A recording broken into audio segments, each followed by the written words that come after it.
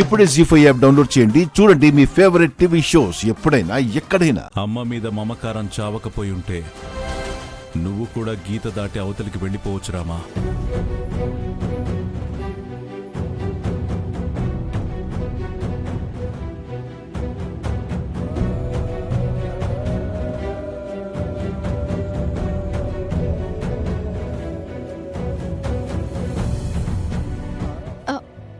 లేదు నాన్న, నేను ఆ ఆలోచనతో వాళ్ళ వెంట వెళ్ళలేదు. అనాలోచితంగా తొందరపడి వెళ్ళి తప్పు చేశాను నాన్న. నన్ను క్షమించండి నాన్న. తప్పుకి శిక్ష వేస్తే న్యాయం చేసినట్టు రామా. తప్పుని క్షమించి వదిలేస్తే మరో తప్పుకి అవకాశం ఇచ్చినట్టు. అలాంటి అవకాశాలిచ్చే ఇక్కడి దాకా తెచ్చుకున్నాను. ఇంకా క్షమించలేను. దీనికి శిక్ష అనుభవించాల్సిందే.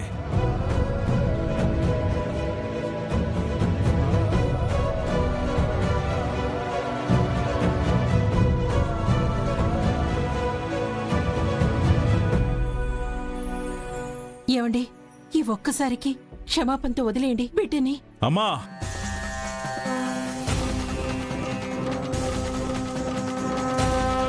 మన కుటుంబ విషయంలో పరాయి వాళ్లు జోక్యం చేసుకుంటే పద్ధతిగా ఉండదని చెప్పు. ఆ పద్ధతి తెలియకే కదా తలదూరుస్తుంది.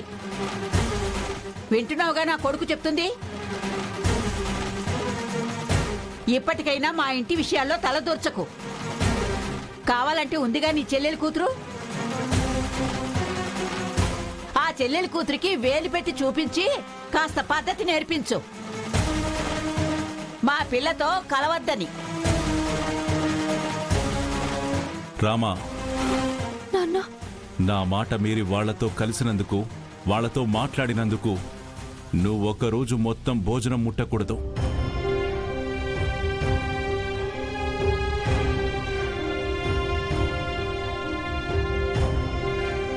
ఇదే నీకు శిక్ష.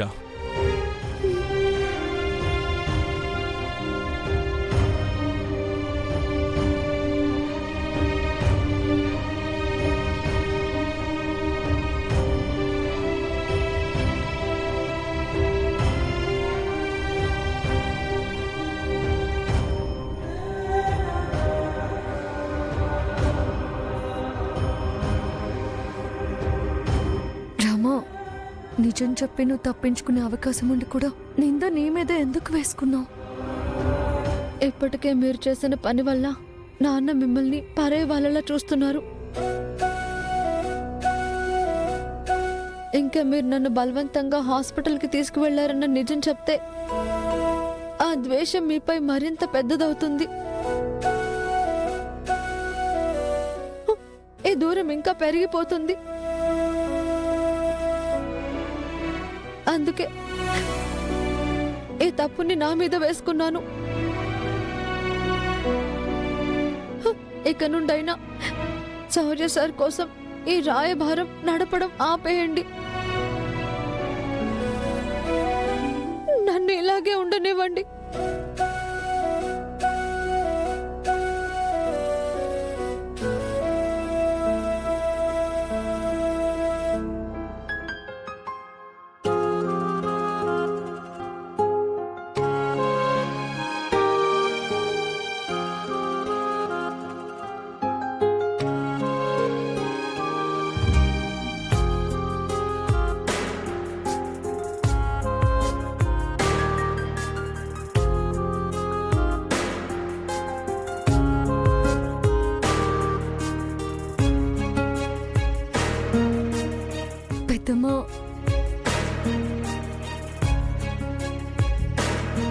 ఏంటిదంతా? ఎందుకు ఇలా చేస్తున్నారు? సీనుతో పెళ్ళనుకుంటున్నావు, నువ్వేమనుకుంటున్నావు ఆద్య అని అడిగినప్పుడు నాకు సీనుని పెళ్లి చేసుకోవాలని లేదు పెద్దమ్మ అన్నావు. అందుకే సీనయ్య దగ్గరికి వెళ్ళి కాళ్ళ వేళపడి బతిమిలాడాను కదా సీనయ్య. అత్తయ్య,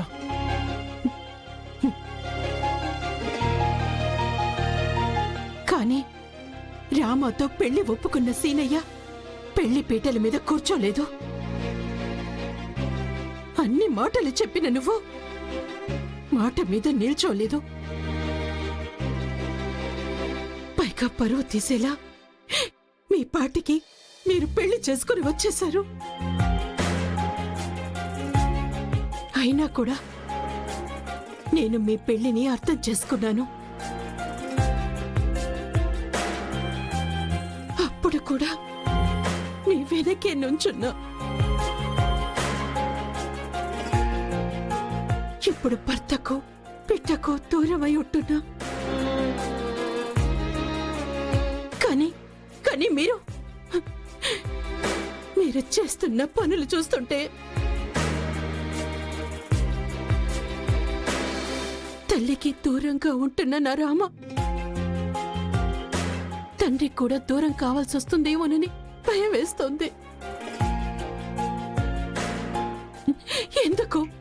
ఎందుకు ఇలా చేస్తున్నారు? ఎందుకోసం చేస్తున్నారు?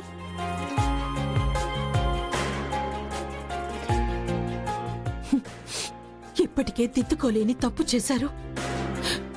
కనీసం ఇప్పటి నుంచైనా ఇలాంటి పనులు చేయకండి. అత్తయ్య, పెద్దమ్మ,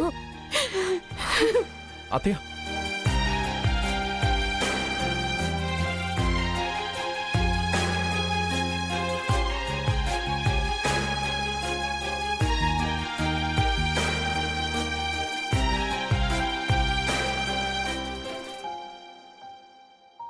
ఆద్య, కనీసం అత్తయ్యకైనా మనం ఎందుకు ఈ పని చేసాము, అసలు మనం ఎందుకు ఈ పెళ్లి చేసుకున్నాము నిజం చెప్పేద్దామా? ఎలా చెప్తావు శ్రీను? మనం ఇప్పుడు నిజం చెప్పేస్తే మన మీద పడ్డ నింద మాత్రమే తొలగుతుంది.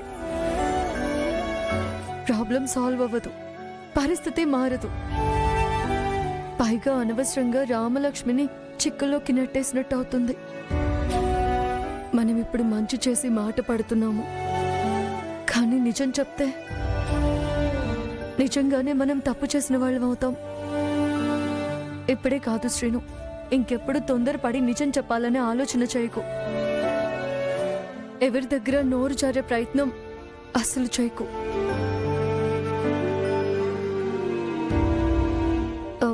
నువ్వు ఇంకొక విషయం గుర్తుపెట్టుకో.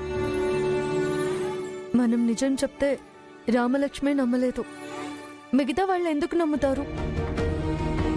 వాళ్ళకి చూపించడానికి మన దగ్గర ఏం సాక్ష్యం ఉంది? పైగా రామలక్ష్మి శౌర్య సార్ని మోసగాడు అనుకోవడానికి తన దగ్గర అస్మిత క్రియేట్ చేసిన తప్పుడు వీడియోలున్నాయి. శౌర్య సార్ తప్పు చేయలేదని చెప్పడానికి మన దగ్గర ఏమున్నాయి శ్రీను? కాబట్టి మనం ఇప్పుడు ఆలోచించాల్సింది మనం ఎందుకు పెళ్లి చేసుకున్నామని చెప్పడం గురించి కాదు,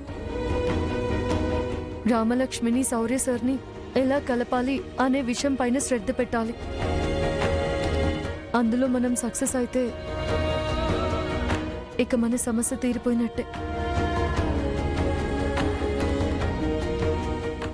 జీ5 యాప్ డౌన్లోడ్ చేసి అన్ని ఎపిసోడ్స్ పూర్తి ఉచితంగా చూడండి.